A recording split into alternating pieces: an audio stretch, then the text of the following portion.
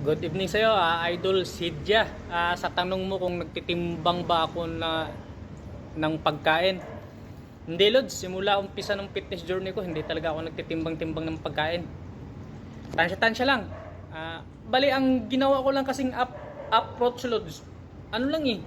Baga, kung ano yung mga nakasanayan kong pagkain noon, yun pa rin yung mga kinakain ko ngayon, pero pinaganda ko lang yung quality, kaya madali lang para sa akin tansyahin.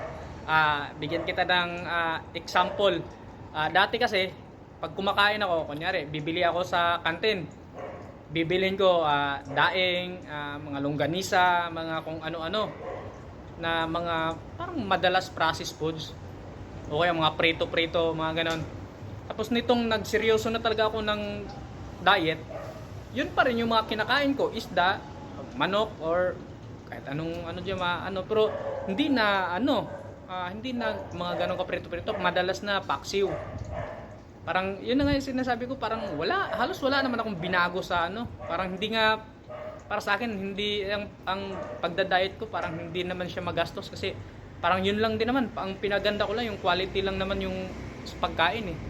Sa timbang-timbang, kaya hindi ko na sinasabi timbang-timbang kasi paulit-ulit lang naman yung pagkain natin eh. Ngayong bumibili na ako sa palengke, pag bili pa lang natin dun sa palengke, tinitimbang naman yun eh.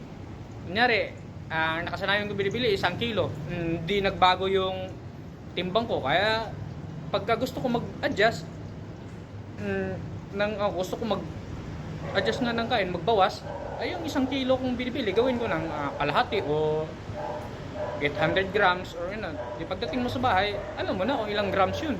Hindi na kailangan timbang-timbangin pa kasi yung total na kinakain mo isang buwan, matansya mo na yun eh. Paano ba yun? Basta ganun yung ginagawa ko. So, hindi talaga ako simula umpisa hanggang ngayon, kaya hindi ako nagtitimbang-timbang. Bumibili ako ng mga pagkain sa kantin, matatansya ko rin naman kasi yung nakasanayan kong mabinibili dati sa kantin, 2 kanin, 1 ulam, 1 gulay. Nakikita ko naman yung resulta. Ngayon, pag bumili ako sa kantin, 1 na lang kanin, tapos yung pinipili ko namang ulam na hindi na yung prito, gisado or basta mga magaganda pa rin yung quality, yung mataas pa rin yung mga protina, may mga ganun. Basta, yun na yun, Lord. Salamat sa comment.